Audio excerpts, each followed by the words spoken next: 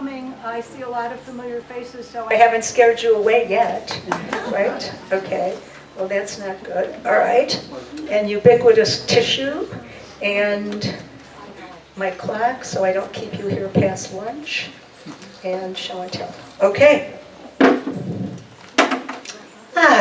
Oh, thank you. Thanks, Kat. Very funny today. The witches, you know, girls, if we were in Salem, Massachusetts, you'd be in big trouble. I think that was one of humanity's most shameful conspiracy theories. 50,000 people worldwide were executed after being tried for being witches. We humans are tricky characters, aren't we?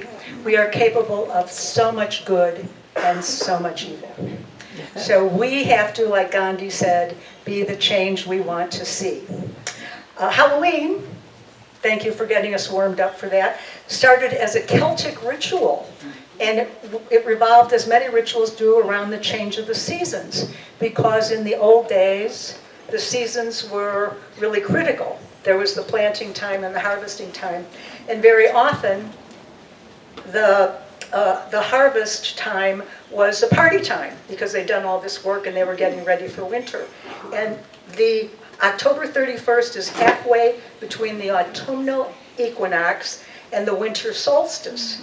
So it was cause for celebration, the change of the season, things were going to happen. And very often there was celebration and fires and dancing. The pumpkin didn't happen until much later. By the time the celebration of Halloween got to Ireland, they were using turnips because they had an abundance of turnips. And when the Irish came to the United States and Canada, they brought pumpkin seeds. And they started using pumpkins as a Halloween celebration. I did not know this. Did you know that? No, good old Google. And then what happened was Hershey's got involved. And Halloween has become a dentist's festival. It's a parent's nightmare. We are having a kids' Halloween party here from 2 to 5, and they're decorating for it right now. We're expecting 200 children and some adults, and if you've got the courage to stick your nose in and see what's going on, please do, because it's going to be a lot of fun. Last year we had 125 children show up. There's a costume contest at, I think, 4:30, and then they get to go trick-or-treating in the neighborhood with some very generous neighbors who've agreed to offer them candy. So how did Halloween turn into this Day of the Dead celebration? Well, it's, again, the dates. Halloween was All Hallows Eve, and it happened before the 1st of November, which when the Catholics came here and the Spanish came, they named that All Saints' Day, November 1st. And November 2nd on the Catholic calendar, and now the Christian calendar, is All Souls' Day. So when Cortez landed and met Montezuma, there was a marriage that happened, but it wasn't a happy one, and the divorce was really bad. The Aztecs had been, if you know anything about Aztec history, they'd been a very strong and conquering kind of peoples. And skulls and bones were part of their cultural celebrations. They were the parts of people they'd conquered, because the Aztecs believed the price of life was death. They achieved life by conquering their enemies. Then the price of death was life. And that's the underlying truth of war. The conquerors survive. So the whole thing with the skull and the bones evolved and became part of the celebration of the Day of the Dead. And mingled with the Christian timing, it's expanded. Now, Dale Palfrey, who's here today, wrote an article this week in the Guad Reporter that when she came 20 years ago, there was none of this. And again, I'm going to say Hershey's is part of the problem. And, consumerism. Even me. This was purchased by girlfriends at the Museum of Modern Art in Chicago. I had no idea I'd wear it this much. I mean, this is my holiday. So the Aztecs started all that, and Cortez and his men believed that converting people was how they would get to heaven. So we humans have created all these kind of ideas to make our lives more happy, but in the process, we're often making other people's lives harder. So the harvest rituals merged into the Christian rituals, and the Day of the Dead became the highest of high holidays in Mexico. There's nothing like it in the whole world. You can add all of our North American Thanksgiving, Christmas, Super Bowl, we consume 50 million pounds of guacamole on Super Bowl day. I got that from more than one research. Thanksgiving, all of those holidays into one. It's not religious, it's not really a legal holiday, but in 2008, the tradition of the Day of the Dead was inscribed in the representative list of the intangible cultural heritage of humanity by UNESCO. It's a very important expression of connection. The Day of the Dead is about family. It's about community. And we can embrace this. I mean, we're all migrants here. We are either economic migrants or climate migrants. I'm both. I mean, my life here could not be matched north of the border. I couldn't afford it. And I'm very grateful that I have all the help I have. And I'm embracing the culture. I want to learn more about it. And the best place to start is this holiday, the Day of the Dead. The bottom line belief is on the Day of the Dead, your loved ones return. They actually come and visit you. They spend time with you. Some families plan all year for this holiday, the whole year. There's special food. And many of our holidays have special food. You know, there's the Thanksgiving turkey or ham and the Christmas roast beef and birthday cake and ice cream. But this holiday is so planned. Everything is meticulously ordered. The reason of the ofrendas, the purpose of those, is to draw the souls into the house. Those beautiful marigolds that are everywhere. I might strangle this. Say, how do you say? Sempachuli. Sempachuchi, and I practice. You know, they're very pungent. And the reason they're used is because their fragrance is calling the souls back. All the food that's put out on the altars, it's all meant to bring them home. November 1st is All Saints' Day, and that's dedicated to children. All the children who have died. And coincidentally, at this time of the year, the monarchs are returning to Michoacan. Have any of you been there to see them in the winter? I mean, that alone is a miracle. Some of them come from Canada, 3,000 miles, and they weigh less than an envelope. It's amazing. And the people who live there believe the monarchs are the souls of the dead returning. Millions. It used to be billions, but it's millions and millions of monarchs. Elizabeth Kubler-Ross, who wrote On Death and Dying in 1969, visited one of the children's camps in Germany, one of the concentration camps, and she wasn't even working with death at the time. And what she found were walls with butterflies scratched into the stone with fingernails and rocks. Butterflies.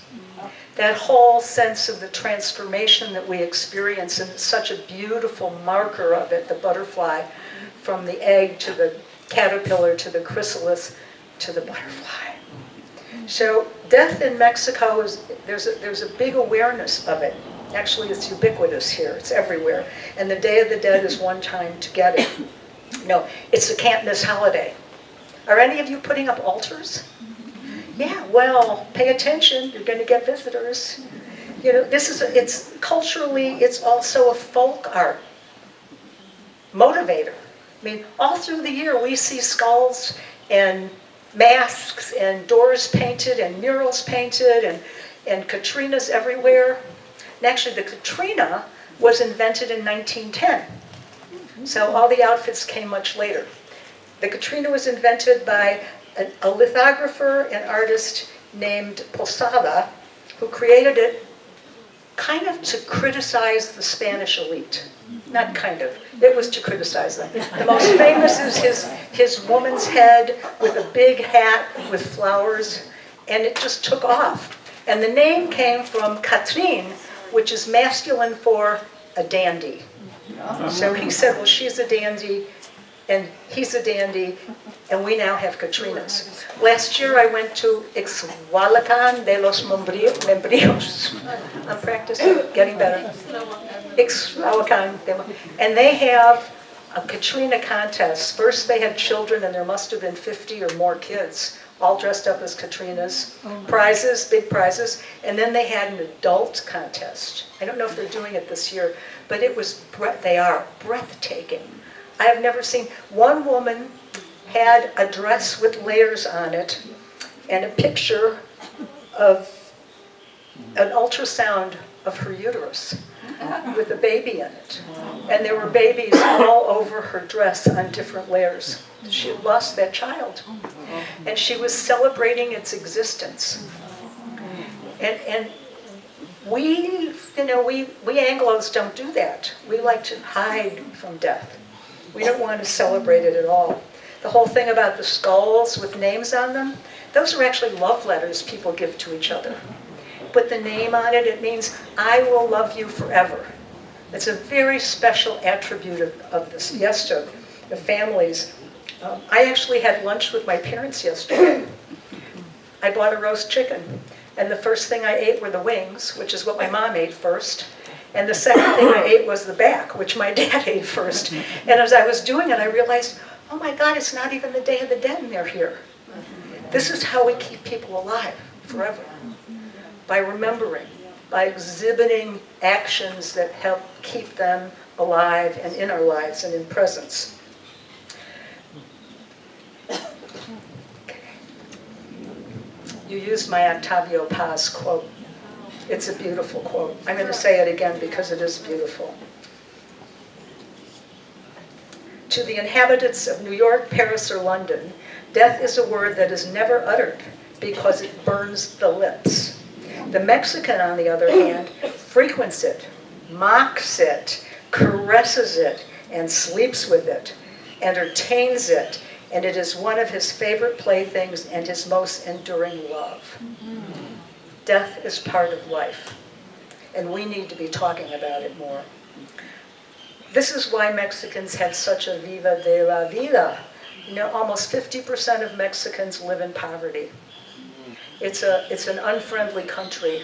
It's hard to do agriculture here. There have been conflicts since before the Aztecs came and the Europeans came. This is a civilization that has been oppressed over and over again. And it's difficult to come back from that. It's like the Canadian First Nation people and the American natives and the African American people carry this ancient culture in their cells. And we're here to shift that. That's part of why we're here. And tomorrow we're going to have a celebration of life and honoring death on the campus. It's going to be on the other side. And I want you all to come. Some of you have bags, okay? We want to light 300 luminaria on the paths throughout the campus. We did it last year. If you want to donate 50 pesos for each one, you're welcome to do that. Maureen's going to be at the front with this bucket taking money. There are going to be markers on the table by the ATM, so you can put the name of someone you love or someone you just miss and want to think about on that day. On the luminaria, there'll be candles in them, and walking around, this is going to become sacred space tomorrow evening. It's not quite a cemetery, but sort of. And we're going to start at 4:30. The altars will be set up by people who have lovingly erected them all day. And you get to walk through and have some pan de muerto and a little chocolate milk. And then come to the ceremony, which starts at 5 o'clock. And there'll be singing and speeches and poetry and just this beautiful ceremony at the end. We are also offering luminaria cards for 10 pesos, and you can write someone's name on it. And at the end of the ceremony, there's going to be a procession up to a big bowl, and we're going to toss the memorial cards in and light them in a symbolic statement of impermanence. Really come, tell your friends to come. We're anticipating a healing. And the more we mourn together and not alone, the healthier we are. Because it's not something to bear alone. And we can't go through lives carrying grief with us. I mean, it's been said our first loss is our first haircut. When somebody comes in and cuts your hair, you didn't say, oh, I want a haircut, right? So that you kind of do alone because your parents are so happy not to be dealing with all that hair. But for us to be grieving together, it's also a manifestation of the Day of the Dead. It sets the example for this, being together, doing things together. You know, changing attitudes. There is so much going on in the end-of-life world. I'm like, not a surprise anymore. I mean, the first time I talked at Open Circle was in 2012, and my talk was, oh, just bury me in the backyard. And actually, people came. We were all pretty surprised. That's kind of funny. But since then, oh my goodness, there's so much going on in the world of death. There is a death-positive movement. Join on. Death-positive movement is people who are death-positive believe it's not morbid or taboo to speak openly about death. They see honest conversations about death and dying as the cornerstone of a healthy society. Now, I don't think this is a surprise to tell you this, but we're all a little closer to the end than we used to be. Right? One of my good friends who turned 78 earlier this year told me the other day, 7 of my friends have died this year. All my pallbearers are dead. And I said, find younger friends. Yes, there's a message there. You know, one of the things we're having now is advanced care planning is available to us. We can think about how we want to be treated at the end of our lives. And this is relatively new. I mean, the laws came into place in both Canada and the States in 1991. But in Mexico, we can do it too. And I highly recommend you do it. And I teach a class here. I'm doing one on the 8th and the 15th about advanced care planning. And it's fun, believe me. It's not all just paperwork. Ask anyone who's come. Anybody here taking one of my classes? All right, you came back, thank you. There's a death cafe here. It's the first Friday of every month from 2 to 3:30 at Estrellitas Cafe. Just you sit around and drink coffee and talk about death. We have to take her out of the closet. It's time. Make friends. You can go online and Google Death Cafe, and you can have your own. You can get your church to do them. You can get your bridge club to do them. And once you get past I don't want to do that, then it's easier. And we learn so much about each other when we talk about this one aspect of life that we all share and don't want to talk about. We all have to do it. It cannot be a bad thing. We've sort of made it that. Again, the Day of the Dead, I mean, the festivities, the love, the idea that you can once again commune with the people you cared most about in the world, revisit them with the pictures. I love all those little miniature food things. I bought some, yeah, the marigolds, not so much. But I understand now, it's the smells, the mole cooking. You know, one of the changes in cultural is the Facebook. How many of you have seen somebody died on Facebook? Yeah, on Facebook. I know people that have gotten fired and broken up with on Facebook too. It's become a very big newspaper. No, the obituaries no longer are in print. They're now on Facebook, right? You can do death over dinner. There's a website that'll teach you how to do that. These are ways to get more positive, more prepared, more comfortable, more at ease, and better at helping each other through what we're going to get through. Zoom funerals. How many of you have been at a Zoom attended a Zoom? Look at that. What a great thing. I wish I'd bought stock. Zoom funerals. Oh my goodness gracious. You know, we left our families, didn't we? I mean, some of you have people that are still mad at you. Yeah. Even the part-timers, you're missing birthdays, you're missing things, but thank goodness for FaceTime and Skype and Zoom. I feel very connected with people I've left. And I do visit once a year and make a very big point of having a meal with everybody I can. Living funerals. Anybody been to a living funeral? Yes. Oh my God. I had a doula client who was under 70, and she got cancer, and she did treatment in Guad for a while and said, you know, it's making me too sick. I'm not going to get better. I'm not doing this. And she got her girlfriends together and organized a party. at Eve's. Was anybody there? No.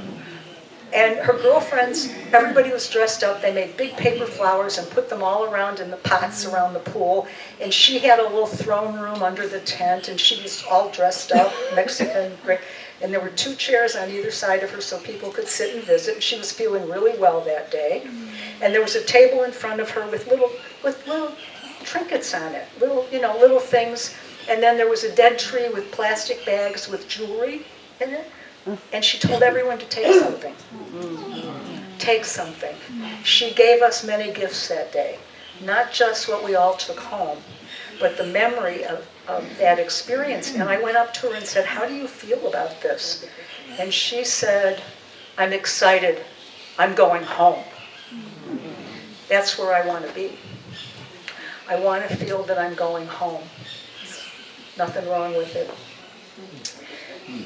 So that's something you can do. You can hear people say all kinds of wonderful things about you instead of why you're not there.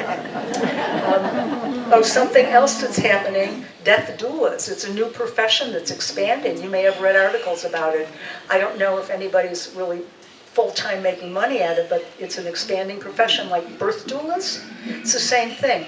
We do need help. We need guides. We've never done it before. And even I've been studying dying and been present for people living the end of their lives for almost half my life. I don't know how I'm going to be at the end. I think I'm going to feel, I'm excited, I'm going home. But medical aid in dying is another new element that's being offered to us because, frankly, a lot of us are ill for a long time before we die with chronic illnesses. You just can't get around it. The body is only meant to last so long. And depending on your genes and how you've decided to make choices in life, you have different problems. So medical aid in dying is legal in all of Canada. Canadians feel it's a right to choose the timing of your dying while you're dying. And in America, 10 states and Washington, D.C. have legal aid in dying. You have to be certified to be within 6 months of death. You have to get a prescription officially. You don't go on the internet and looking for fentanyl. You get a doctor prescribed for you. It's all guided. There are people. In America, 95% of the people who choose it are also in hospice care. So they're getting comfort care. But it's most people, the people who are doing it tend to have cancer, tend to feel that they've just lost all the things they love doing and that there's really no meaning in life. And I have a story from a friend this is from the brother of the man in question, John M. He was a cop in Canada, and he had a terrible accident a number of years ago, and he was in a wheelchair, and this hand was permanently stuck like this. But he was left-handed, so he could use a keyboard and the phone. And he got cancer. And after some months of doing the cancer thing, he said, I don't want to do this. I'm going to get made. So the day they made an appointment on a certain day, come at 10 a.m. and at 10:20 we'll do the infusion. 10:20. I guess there's a long line. And the day his whole family went. And the doctor tried to get the infusion in, but his veins had been ruined from the chemotherapy. The doctor said, let's all go to the hospital. And the family said, we came in multiple cars and we're here already and we're kind of ready. And why don't you go get the stuff and we'll order lunch? So they ordered wings and pizza. Last meal. And when the doctor came back, he got the man set up, and the doctor said, when I start this, do you want to do this? Are you ready to do this? And the man said, just a minute, doc, I want one more wing. Love control. Palliative care. Here even, palliative care is available to us. You have to talk to your doctor about it before you need it. You need to line that up. Palliative care is comfort care. It's some morphine, fentanyl. There are all kinds of drugs that help us when our bodies are fighting with us. And in Mexico, it's available. If you're in terrible suffering, terminal sedation is legal, where you're put to sleep but not euthanized. And you just sleep a few days until you die. Quietly, peacefully, people with you. We're all going to keep vigil with friends too. So that's another reason getting familiar with dying is important, so we can be there and hold our friends' hands. Many of them are going to leave before we do. It's important that we understand the process. They're all new burial and cremation trends. Oh my gosh. You can get not only cremated, which 60% of us are doing now. There's water cremation. They've got these machines, they put you in and they reduce you to gel with hot water. And they don't use a lot of fuel. There's body composting. Oh, I read an article. One new body composting where they put you in, it looks like a honeycomb cell, metal. They put the body in and then they cover it with soil and mulch and flowers. It's again, everybody can come and be part of that. And then they put you into the cell and it takes about a month, which is what would happen if you were in the ground. And one of the people who started a company like this, and there are I think 6 states where it's legal, I didn't research Canada, but this is a growing trend. And because it's environmentally better than anything we've got going. And the man was searching for investors and he wrote that some of his investors rejected the offer to put money into the company saying, we don't deal with taboos like death and pornography. Really? They're very different things. But he didn't buy, should have bought, he's going to be sorry he didn't buy. And there's also natural burial. We do have some natural burial options here. And again, this is a participatory event. When you have a natural burial, your friends dig the grave. They wrap you in whatever you wanted to be wrapped in. I used to have Egyptian sheets, but I left them. Just whatever, and then you're put in the ground, and there's a ceremony and a ritual of whatever making your loved ones want to make it. This is like the celebration of life while you're still alive. You're living, whatever you want to make it, as long as you're able to, and you're talking about it. I mean, my advance directives are very clear. I want chocolate ice cream. A little sponge with some vodka in it. It is. I want my girlfriends to tweeze my chin hairs. Hey guys, you have the ears and the nose. You got to take care of that. And classical music. I don't want. My sister would have me listening to country and western, and I don't want a television on. I want to be in my patio. I would say I'd like my dog with me, but I hope to outlive him by many years. And I talked to the dog about this. He's kind of my practice. Because one day I'm going to have to make a decision to stop him from suffering. And we talk about it, and I get practice talking like he's another person, because for me he is. And when we're done, he gets a really good massage and a treat. And so do I. Well, ice cream before bedtime.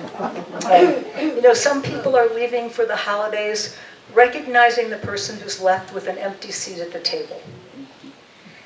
When my brother-in-law died, he died in July, and that Thanksgiving at my sister's house, I wanted to say something to bring Bob into the room, into the family.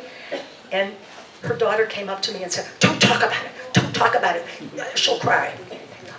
Okay, but I got shut down. And that conversation needed to happen in the family. And I let them shut me down, because I wasn't who I am today. Today I would have brought it up later. Look for openings with loved ones. And yeah, certainly your kids don't want you to talk about, oh, mom, dad, don't do that. Or the people closest to us. And they're the ones who will torture us to the end of our lives too. They're the ones who'll say, oh yeah, keep going, Doc. Keep going. Keep going. Unless you tell them when you want to stop. So this is all important. Memorial jewelry. Your ashes can be made into all sorts of things. I have one of the people that came to talk had her husband's wedding ring cut in half and turned into earrings. That's beautiful. I got goosebumps from that. I mean, the Day of the Dead is infused with creativity. Touch that. Let it inspire you to be creative about dying, about how you want to see your life conclude, about what you want to give. At this time of our lives, we don't really need much. I think instead of thinking about what we want, think about how we can give more. And not only money, but good examples. When I have a tendency to be reactive. And I've been working on that, just trying to pause before I open my mouth. It's hard to do, but I'm getting better at it. And it just saves a lot of trouble. I'm trying not to take things personally. Very easy to do. Somebody, I didn't know about the house sale he was having the other day, and I got a little offended. I thought, wow, and I thought, well, it was on Facebook. I didn't look. This wasn't about me. So this is how we can be living better. There's a woman, this was on the Guadalajara Reporter earlier this year, 99-year-old woman, Guadalajara, who wanted a certain kind of memorial stone. And she got it because she told the right people. It was a 6-foot-tall penis. If I had a PowerPoint, I'd show it to you. It's page 2 of the Reporter. Have it your way. Have it your way.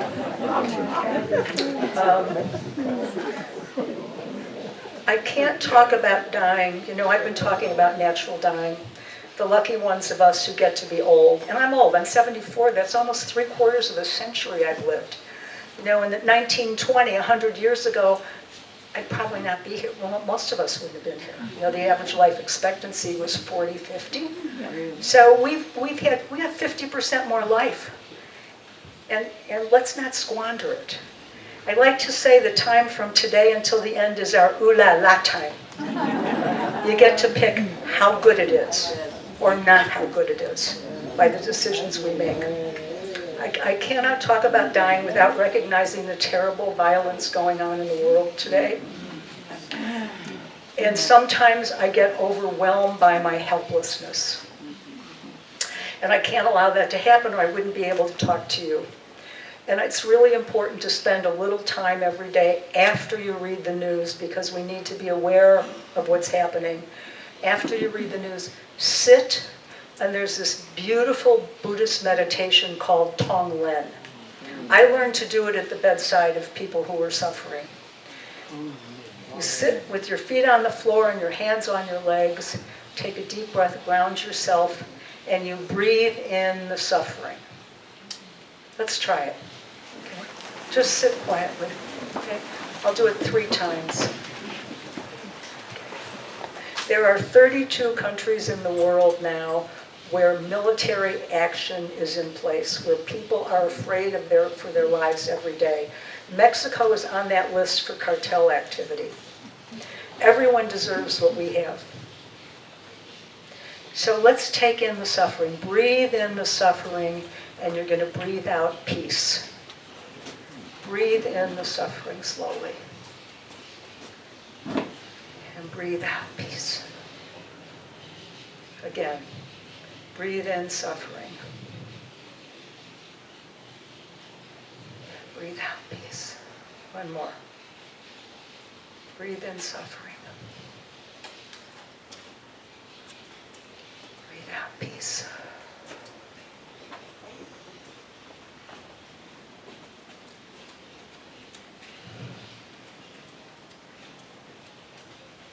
Okay, I have a little more. This is my own personal cemetery. I started writing it in 2007, the year after my mom died. And each page has about 4 names on it. And to be in this book, you have to have had a meal with me. This isn't just people I work with, but it's special. I'm on page 44. Last week I entered another name. 2 months ago I entered David Bryan's name.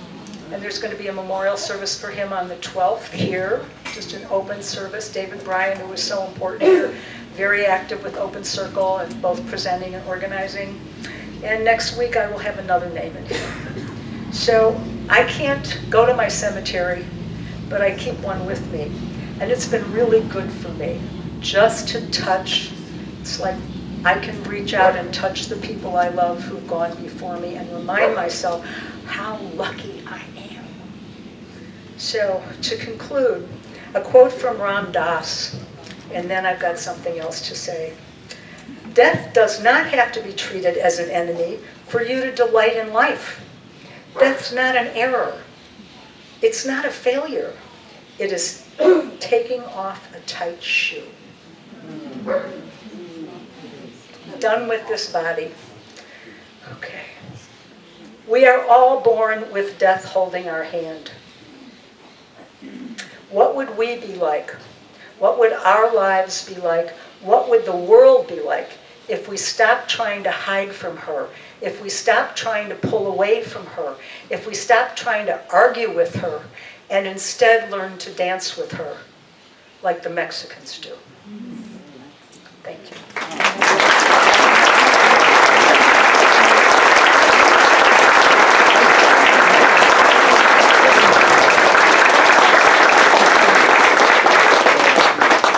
One more thing.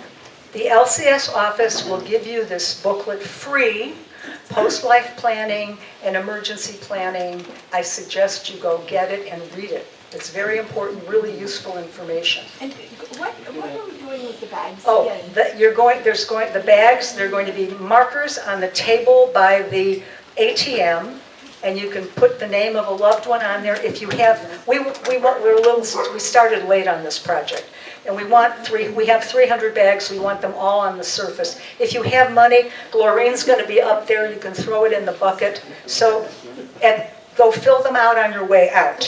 And if you don't want to do it now, take it home, fill it out, come back for the service a little early so we can light it, and you can give us money later or not. This is about being together in our grief. Okay, anybody want to ask questions? If you do, raise your hand and I'll come to you. You can use the mic. Glorine with the bucket.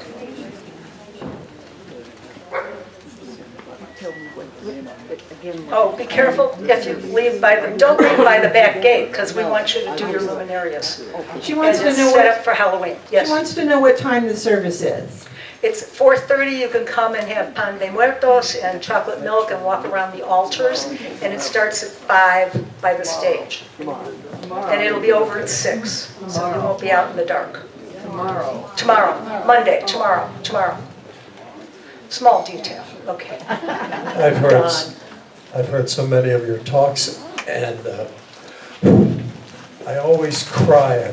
You're the only one here in the last 11 years who makes me cry. So I really appreciate what you've done. I do have a very practical question. I'm curious now, what states in the United States allow medical assisted? Hawaii, California, Oregon has had the law for 27 years, and they have very carefully kept records. Washington, D.C., Vermont, did I say Hawaii? Colorado, Washington State, and actually Oregon has eliminated the residency law because a lot of people in Washington State didn't have access to doctors. So they've allowed people from Washington to come get the prescription there and go home and complete the process. And Vermont has also allowed it because they were getting people from some of the New England states where it's not legal. I'm tired. Okay, Google. Medical aid in dying in the United States. It's expensive too. You have to buy the drugs. Okay, just a comment so you can see the Mexican culture, how we celebrate the day. Go on November 1st and November 2nd to the cemetery. You will see how they decorate the tombs. Yeah. We have 3 pantheons here nearby. Chapala, Ajijic, and one further. Yeah. It is, they clean the grave. And actually, if you go the week after, there won't be people there, but all the graves have been newly decorated. It's a spectacle. It's alive. So Loretta, in California, my understanding is though, you can get this, but you have to be able to drink it yourself. Oh, in America, you have got to be well enough So to if drink you've had it a yourself. stroke or if you have something like that, yeah, you're out no, of luck. you can't. Or if you're demented, you have dementia. I'm doing a talk, my next open circle is in January, I think, and I'm going to talk about dementia. But yeah, you have to be competent to make the decision. The same thing in Canada, but you don't. Canada, they do infuse the chemicals. I want one more wing too.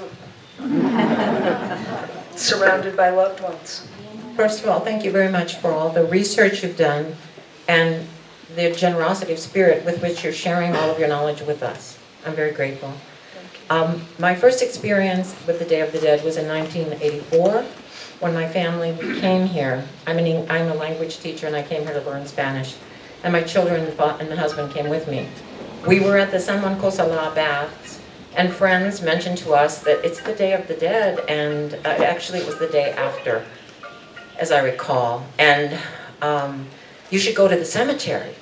So my husband and I took our two small children, 10 and 6, to the San Juan Cosala cemetery at almost midnight, and I will never forget as long as I live that having grown up in the United States, this overwhelming energy of love, And there were, I'm getting emotional, my husband died not too long ago, and we were there, and my daughter immediately started picking up flowers and taking them off of graves, and I thought, she was 6 years old, I said, honey, what are you doing? She said, Mommy, some of the graves don't have any flowers, and I want them to have flowers, and I don't think that they would mind if they share the flowers.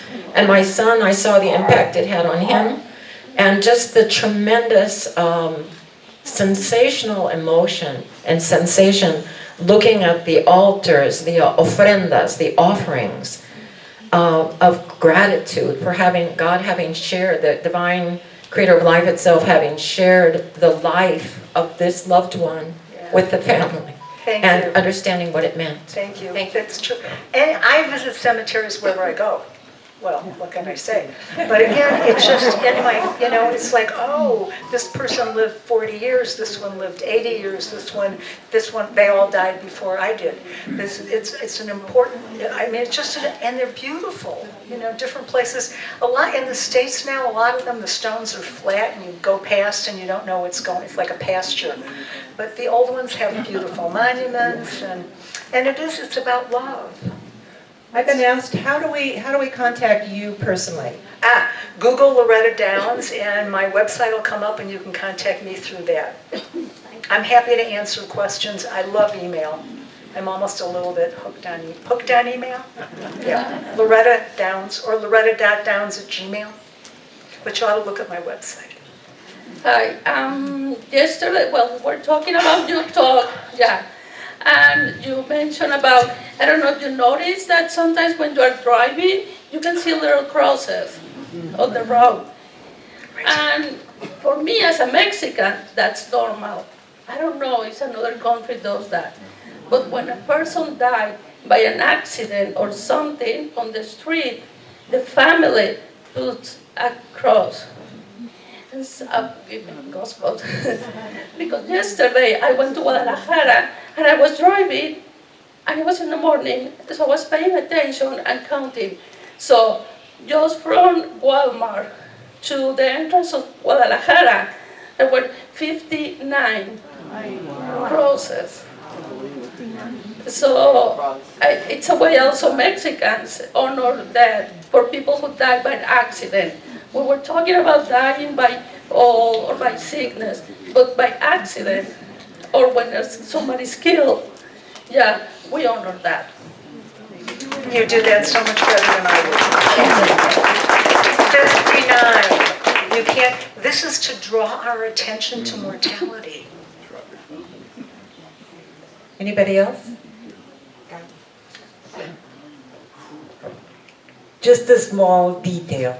When the person subject to an accident survives, it's not a little cross, it's a little chapel to commemorate that you're graced again with living longer. So there's a difference between a cross on the road and a little chapel, which you also see that. Oh, thank you, Karina. I didn't find that in my, thank you. Yeah, they're also there too, yeah. And these are little acts of love and community. People want everyone to see this happened here. I was a victim advocate for law enforcement, and they did what you said, put up crosses where an accident had happened, but sometimes it was only for a certain amount of years or whatever. They would take it down then. Oh. And sometimes the families would go and try to get it, try to get it up for longer, especially if it was a teenager and maybe, using And the that. cleaning up, where, was that not here?